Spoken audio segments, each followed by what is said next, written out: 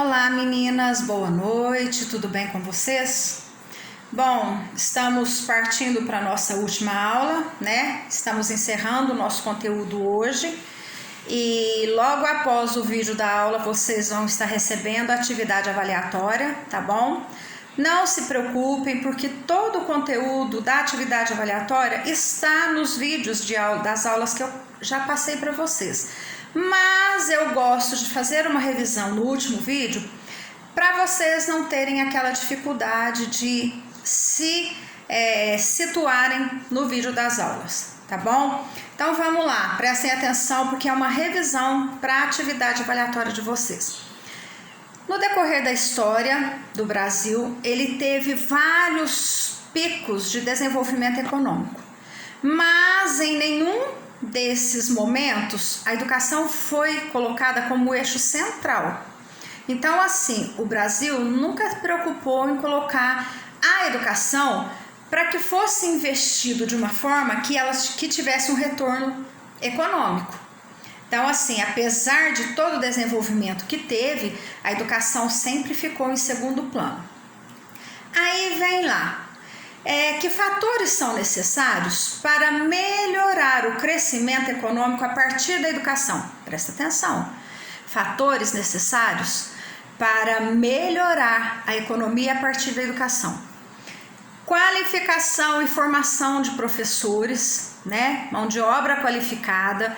Por quê? Porque os professores acabam encontrando muita dificuldade em assumir uma sala de aula por falta de qualificação. E como eu disse na aula passada, toda qualificação que nós professores precisamos de fazer ou queremos fazer, nós temos que arcar com o nosso custo. O governo não nos ajuda em nada. Então, assim, todos os cursos pós-graduação que nós professores fazemos, nós desembolsamos. E aí fica difícil, porque muitos professores, eles trabalham para poder manter a família, eles são arrimo de família.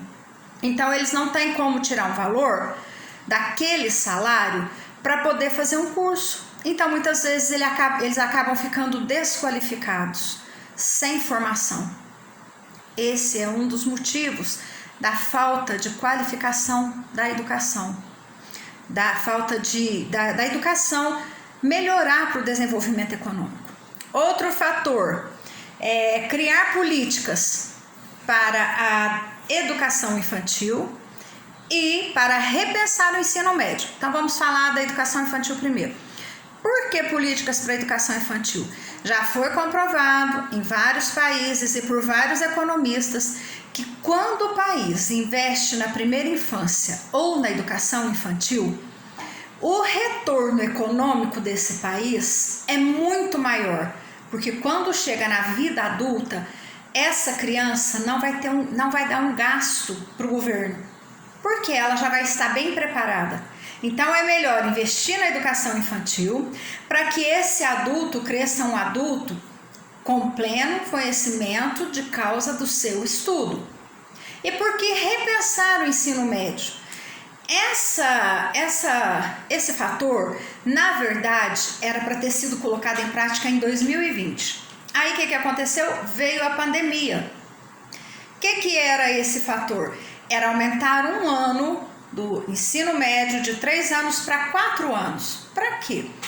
Para que, a partir do 4º ano, o adolescente pudesse ser direcionado para uma profissão, ou pelo menos para que ele se localizasse numa situação de sair do ensino médio sabendo o que quer fazer. Porque a maioria dos jovens no 3º ano do ensino médio, quando saem, estão todos perdidos. É raro quem sabe o que quer fazer. E muitos acabam saindo do ensino médio, entram numa universidade, no meio do ano porque não era aquilo que queria. Então, assim, o 4º ano do ensino médio seria uma preparação para que esse adolescente saia do ensino médio, pelo menos direcionado para a profissão que ele gostaria de fazer, tá? Mas, devido à pandemia, acabou ficando parado, né? Mais um fator. Todas as mudanças devem acompanhar a melhoria da gestão de recursos para a educação. Então é o seguinte, sempre tem recursos que são destinados à educação, mas a maioria das vezes esses recursos são desviados para outros planos, para outros campos. Então assim, a educação, ela recebe uma verba que se chama Fundeb, a gente falou na aula passada. Muitas prefeituras acabam desviando essa verba da educação para investir em outras pastas, tipo esporte, para investir em meio ambiente, sendo que é um dinheiro que é direcionado para a educação. E o que é feito com esse dinheiro? Ele paga o salário dos professores, ele vai pagar a gestão, a diretoria de todas as escolas, ele vai investir nas estruturas da escola, nas reformas da escola, adquirir instrumentos ou materiais necessários para a escola. Então, assim, é uma verba que não é pequena. Se fosse bem aproveitada, não teria tantos problemas quanto tem hoje em dia, tá? Então esses são os fatores necessários para melhorar a qualidade da educação e assim está melhorando também a economia, tá? Então assim, ó,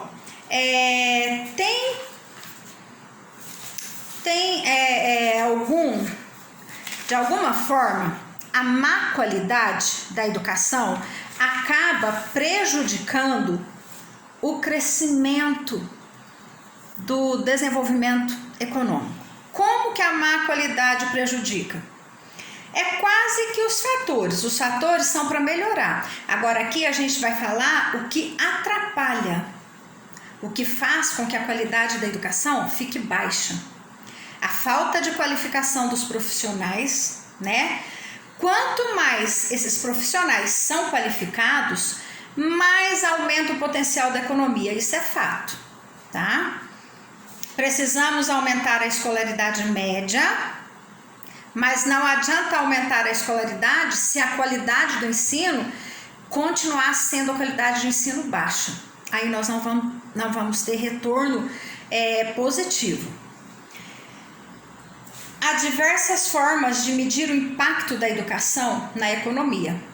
Um país mais educado, ele gasta menos com saúde pública, com segurança, porque o nível de criminalidade não é tão elevado quanto aonde não é investido. Então, tudo isso são formas de melhorar a educação, tá? Então, assim, essa revisão é apenas para vocês se situarem e conseguirem fazer atividade avaliatória tranquilas, tá bom? Então vamos lá para a nossa aula de hoje. Para finalizar a nossa disciplina, a gente pode concluir que na escola a gente define a nossa posição no mundo do trabalho, isso é fato. Porque se está difícil para quem estuda e para quem tem um nível superior completo, imagina para quem não tem nenhum estudo, né? Então assim, a nossa educação propõe a ser um direito de todos. Na lei, na LDB está isso, que a educação é direito de todos e garantia, né? Mas a gente sabe que infelizmente está longe da gente atingir esse objetivo. Por quê? Porque ainda tem uma grande parte da população que se encontra fora da sala de aula. Por vários motivos. Por força de trabalho, a pessoa tem que abandonar a escola para poder trabalhar, para sobreviver, né? Muitos abandonaram e não conseguem retornar para a escola. Então, assim, tem N motivos que faz com que várias pessoas ainda se encontrem afastadas da sala de aula, tá? A escola possui um papel fundamental nesse processo. Ela pode transformar essa realidade, porém, as pessoas envolvidas ainda não despertaram para isso. Tem muita gente que a gente conversa com elas, fala assim, eu vou estudar para quê? Tem tanta gente aí com diploma e está sem emprego, mas cada vez que ela for ficando sem estudar, mais sem emprego ela vai ficar, porque aquele que tem um diploma ou uma formação, chega uma hora que ele consegue, tá? Nem que seja um curso técnico, tem que ter um curso técnico pelo menos, porque sem estudo, gente, não se consegue nada. Hoje a gente estava conversando esses dias para trás, tem determinadas prefeituras que quando vão admitir garis, varredores de rua, catadores de lixo, eles exigem que tenham pelo menos o primeiro grau completo ou, dependendo da situação, até o segundo grau completo, que seria o ensino médio. Então, assim, hoje não falar assim, eu vou estudar por estudar só para falar que eu tenho um diploma. Não. Hoje você precisa de ter concluído ou primeiro grau ou segundo grau para conseguir ingressar em algum curso ou em algum emprego que você queira trabalhar. A educação não pode ser entendida e explorada como um negócio comercial, subordinado às leis de mercado. Isso é fato. A gente não pode ficar colocando a educação aí apenas como um negócio. A educação é algo muito além disso e muito mais sério, né? Porque a gente sabe que quando a gente começa a trabalhar com criança de educação infantil, a nossa responsabilidade é muito maior. Então, assim, muitas vezes as pessoas falam assim, vou colocar meu filho na escola particular. Tudo bem. Tem pessoas que têm condições, coloque. Mas não pode colocar pensando só pelo fato de que lá ele vai ter a possibilidade de ser um melhor aluno. Não, vai depender muito do aluno. Tem aluno que estuda em escola pública e consegue realizar muito mais coisas do que aquele que estuda numa escola particular. Então, muitas vezes, depende do aluno e não da escola. Pode estar na melhor escola que, dependendo do aluno, ele não vai aprender, porque ele não quer, tá? Muitos problemas precisam ser solucionados na educação escolar, já que os currículos não se relacionam.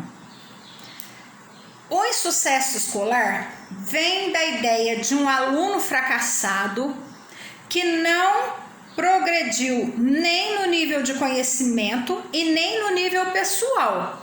E isso faz com que o professor se sinta frustrado, porque ele entende que seus ensinamentos não foram absorvidos pelos alunos.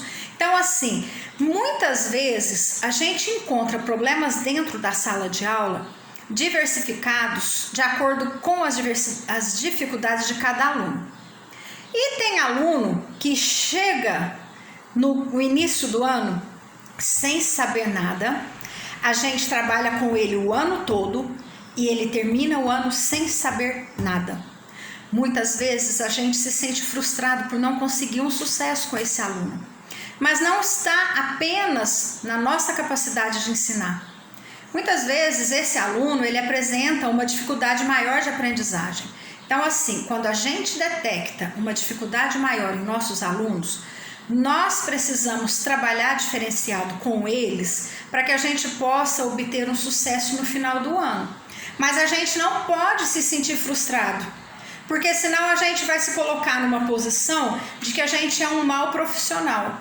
E aí que a gente vai chegar à conclusão? Que o insucesso do nosso trabalho depende da nossa forma de ensinar, e não é por aí. Tem muitos alunos que o problema está com eles e não com a gente.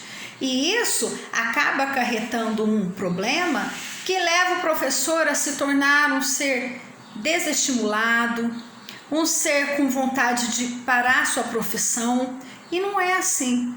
Então a gente tem que saber colocar tudo no lugar, tá? O grande desafio é reinventar a educação escolar para que ela se torne significativa, provocando um verdadeiro desenvolvimento econômico no país. Então, assim, se a gente percebeu que aquela forma de trabalhar e ensinar não está sendo legal e a maioria da sala não está conseguindo absorver, opa, então vamos parar porque o problema está com a gente. Se a gente deu um conteúdo e um ou dois não conseguiu acompanhar, aí a gente pode ficar tranquila que é uma dificuldade dos alunos. Mas se determinado assunto a maioria da sala não conseguiu absorver, então a gente está usando a metodologia errada. Então vamos repensar, vamos rever para que a gente possa ter um sucesso com essa alfabetização, com esse ensinamento, para que haja um desenvolvimento econômico lá na frente. É necessário definir claramente a dimensão política das metas educacionais, para evitar uma desilusão pedagógica e se tornar uma escola inovadora e que cumpra seu papel. Então, assim, é o que a gente falou, né? A gente não pode ficar fechando os olhos e não inovar, porque as atualidades vão chegando, todo ano tem coisa nova, tem metodologia nova para a gente usar. Então, cabe aos professores melhorar a sua metodologia de ensino para que esse ensino seja proveitoso, que no final do ano esses alunos saiam sabendo o que a gente ensinou, para que lá na frente a gente tenha um retorno do desenvolvimento econômico bom. O que a gente deveria ter aprendido na escola sobre economia? Isso aqui é algo assim que é um assunto bem difícil para a gente falar, porque a gente aprende na escola sobre economia a conhecer o valor dos dinheiros, o valor da moeda, né? A gente, quando está nas séries iniciais e no ensino fundamental, a gente faz aquele trabalho de mercado, a gente monta um mercado na sala de aula para que eles possam aprender a usar o dinheiro, para que eles saibam comercializar, para que eles reconheçam o valor do dinheiro, né? Mas acaba ficando nisso. Então, assim, as crianças, elas crescem sabendo apenas o necessário, conhecendo o valor do dinheiro, conhecendo o dinheiro, né? Conhecendo a moeda real, que é a moeda do nosso país, mas fica nisso. Então, assim, a educação financeira, essa expressão costuma colocar medo nas pessoas. Por quê? Porque quando se fala em educação financeira, tem-se a impressão de que está se falando de uma pessoa onde tem uma colocação financeira boa, onde tem uma situação financeira boa, ou melhor, falando na linguagem clara, que seja uma pessoa rica. E não é isso. A educação financeira é que eu estou falando. A gente precisa ensinar as nossas crianças, desde pequenas, conhecer o dinheiro, beleza. Saber economizar, tá? Porque hoje, assim, o que acontece? Várias crianças chegam na sala de aula e falam assim: eu ganho R$20 de mesada por semana dos meus pais. Aí você fala: e o que você faz? Eu gasto tudo com lanche, eu tomo sorvete, eu compro meus jogos. Isso é uma falta de aprendizagem da economia. Os pais estão passando dinheiro para as crianças, mas não estão ensinando a economia para eles. Não é ser mão fechada, não é isso, mas é saber economizar. É mostrar para as crianças que se elas pegarem o dinheirinho e guardar num cofrinho, vamos supor que ela quer um videogame. Se ela ganha R$20 por semana, por mês ela vai ganhar R$80. Em 10 meses ela vai ter R$800. Dependendo do valor do videogame que ela quer, ela consegue comprar o videogame com o dinheiro da mesada. Isso é ensinar economia para as crianças. Isso é ensinar a criança a ter visão de economia. Ela saber que se ela guarda o dinheirinho que ela ganha, ela vai aumentar, ela vai ter um valor maior e vai conseguir comprar algo que ela deseja, tá? Essa capacidade de economizar, esse sentido de economia, a gente tem que ensinar para as crianças, sim, desde pequenininhas, tá? A educação é uma ferramenta de transformação na vida das pessoas. Isso é fato, a gente fala em todas as disciplinas que a educação transforma as pessoas. Inclusive tem uma frase do Paulo Freire que diz o seguinte: a educação não transforma o mundo, a educação transforma as pessoas transformam o mundo. Então, assim, para que a pessoa tenha uma transformação de vida, ela precisa da educação, né? Isso é porque é uma das únicas coisas que ninguém tira de você. Isso aí vocês já devem ter ouvido falar muito, né? Uma vez que você aprendeu, que você adquiriu um conhecimento, você vai carregar com você esse conhecimento para a sua vida toda. Ninguém vai te tirar. As pessoas te tiram o dinheiro, te tiram o carro, tiram a casa, mas o seu conhecimento, o seu estudo, a sua capacidade de aprendizagem, ninguém te tira. Muito pelo contrário. Você vai passar para as pessoas a partir do momento que você quer ensinar, mas ninguém arranca isso de você. Então, assim, na opinião de alguns autores, seria interessante ensinar finanças pessoais para as crianças para não se deixar cair em armadilha quando o assunto for dinheiro e economia. É o que a gente acabou de falar, né? Ensinar as nossas crianças a terem a capacidade de entender que a partir do momento que ela começa a guardar o seu dinheirinho e consegue guardar, lá na frente ela vai ter um valor maior para comprar alguma coisa que ela queira. Isso é ensinar finanças para as nossas crianças. É necessário saber que orçamento tem limite, né? A mudança de hábitos ajudam e reforçam a ideia de que a escola é um espaço que se preocupa com o futuro das pessoas. Com certeza, né? A escola, ela está o tempo todo trabalhando a cabecinha e a mente das crianças, dos adolescentes e dos adultos, para que eles sejam adultos lá fora na sociedade independentes. Adultos capazes de resolver os seus problemas, sejam pessoais, sejam financeiros, sejam o problema que for. Precisamos de novas e avançadas economias que façam jus à realidade que vivemos. Isso aí é fato, a gente vive numa realidade onde não é fácil. Por quê? Principalmente no Brasil. Olha o valor do salário mínimo.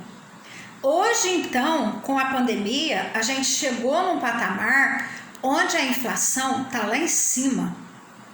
O que a gente faz com o salário mínimo? Quem precisa pagar aluguel, luz, água, fazer compra para casa, você não faz nada com o salário mínimo, né? Então, assim, o nosso salário, ele é muito desvalorizado. E aí, assim, precisa fazer jus a essa economia no Brasil, para que o salário do brasileiro seja um salário que vale a pena, porque o brasileiro trabalha muito. Daí a necessidade de muitos brasileiros dobrarem o turno de trabalho para poder ter um valor maior de salário. E aí o que acontece? Um trabalhador que trabalha o dobro, a sua qualidade de vida é muito menor.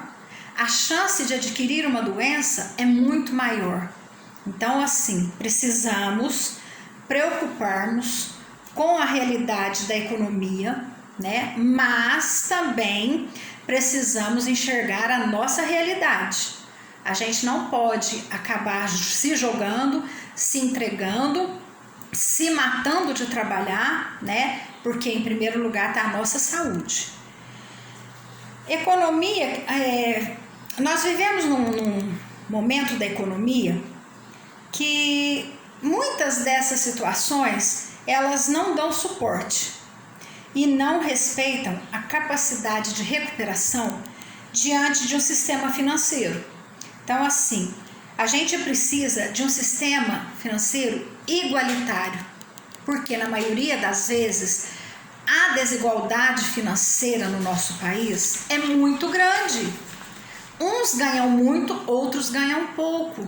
E aqueles que ganham muito acabam adquirindo mais.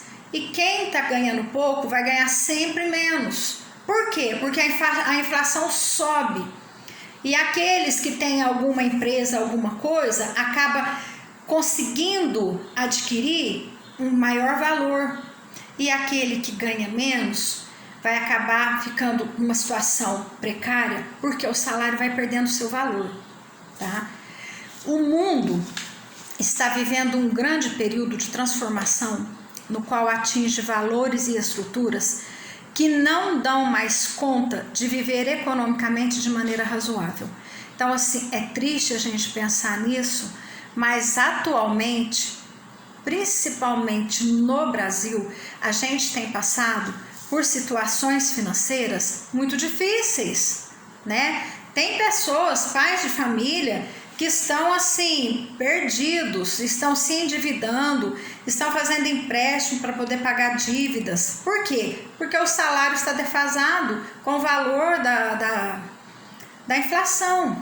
Então, assim, querendo ou não, é uma desigualdade muito grande. A relação das pessoas com o ato de consumir vem se intensificando, bem como a ideia de trabalhar e ver feliz e ser feliz. O homem chegou a acreditar no lema que você é o que você consome. Diante de tais fatos, grande crise social e econômica acabou intensificando. Isso é muito triste, doloroso e não pode ser aceito. Ninguém é o que consome. A gente é o que é de acordo com o que a gente consegue fazer. Tá? Se você tem condições de consumir mais, parabéns, beleza para você. Se você não tem condições, vamos correr atrás e conseguir o que a gente quer, o que a gente precisa. Agora, a gente não pode ser considerado, ser valorizado pelo que a gente ganha ou pelo que a gente consome. Muitas vezes a pessoa está consumindo muito, mas não tem o dinheiro para pagar. Então, assim, ela consome, entra em dívida e aí o que acontece? Afunda. Não é porque ela está consumindo muito que ela tem um fator financeiro alto. Muitas vezes ela gasta mais do que ela tem. É onde aparecem as dívidas, né? Segundo Adam Smith, o consumo é a única finalidade e propósito de toda a produção. Esse foi um modelo social e econômico imposto como forma de atingir a felicidade e resultou num alto índice de depressão, suicídio, estresse e ansiedade. Por quê? É o que eu falei para vocês. Foi colocado, a gente vê muito na televisão, né? Propaganda de casa, essa casa, não sei quantos quartos, suíte, televisão 50 polegadas, máquina de lavar que lava 20 quilos de roupa. E o que acontece? Isso chama a atenção do consumidor. O consumidor acaba tendo aquela vontade de obter tudo aquilo e não tem como. Ele não consegue porque o que ele ganha é pouco. E aí o que acontece? Tudo isso vai levar a pessoa a ter uma depressão, uma crise de pânico, uma crise de ansiedade e muitas vezes, é triste falar, gente, é doído falar isso, mas muitas pessoas chegam ao suicídio por conta de dívidas e insatisfação financeira. É muito doído, mas é verdade. E para terminarmos a nossa aula de hoje, esse tipo de pensamento está dando lugar a um ser humano diferente, com um novo significado de ser e ter. Porque a gente sabe que o importante não é ter, é ser. Se você é, você consegue chegar onde você quer. Agora, se você tem, mas não sabe usar o que você tem, você é capaz de perder tudo e ficar sem nada. Os novos paradigmas da educação para a economia política vêm trazer transformações que começam na escolha e vão expandir para a sociedade levando a um desenvolvimento econômico pleno e satisfatório.